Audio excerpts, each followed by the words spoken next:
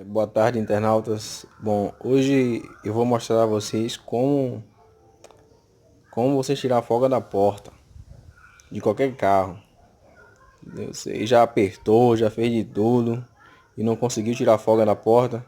Então hoje eu vou ensinar como é que vocês tiram uma folga definitiva da porta.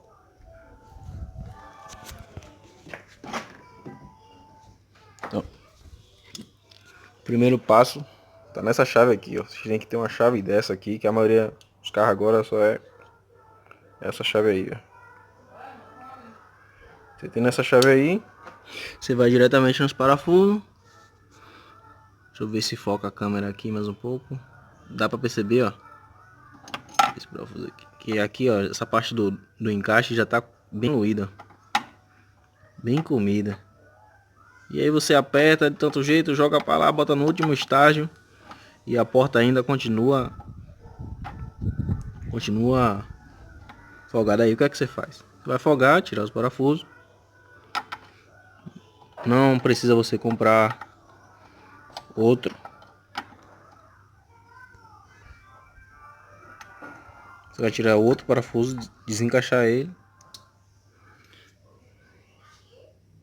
Observe que já está luído, está bem comido. Ou seja, o encaixe fica folgado lá na peça. Aí o que você faz? Tem essas marquinhas aqui, ó, você vai se orientar por essas marquinhas aqui que tem nele.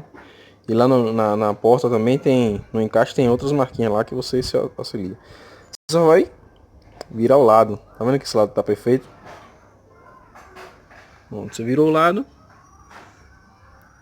Vai virar o lado, ó. O lado era esse. O lado era esse aqui. Né? Você vai virar o lado. Só virar o lado e colocar e regular ele todo lá pro canto. Já eu volto mostrando ele no lugar aí. Daí você tá vendo? Aqui você deixa uma folguinha para você poder regular para frente ou para trás. Você bota na sua posição da sua preferência, né? Eu vou colocar na minha aqui, ó. Minha posição é essa aqui, ó.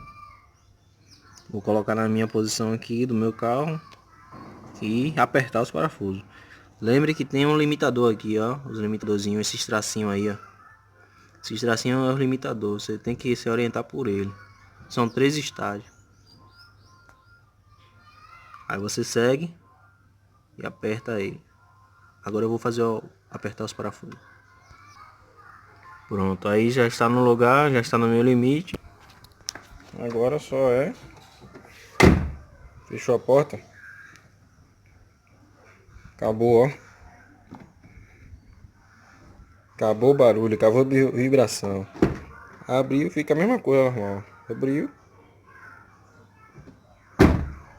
Fechou. Barulho. Acabou o barulho. Tá nova. Pra quem gostou, dá um like aí e se inscreve no canal.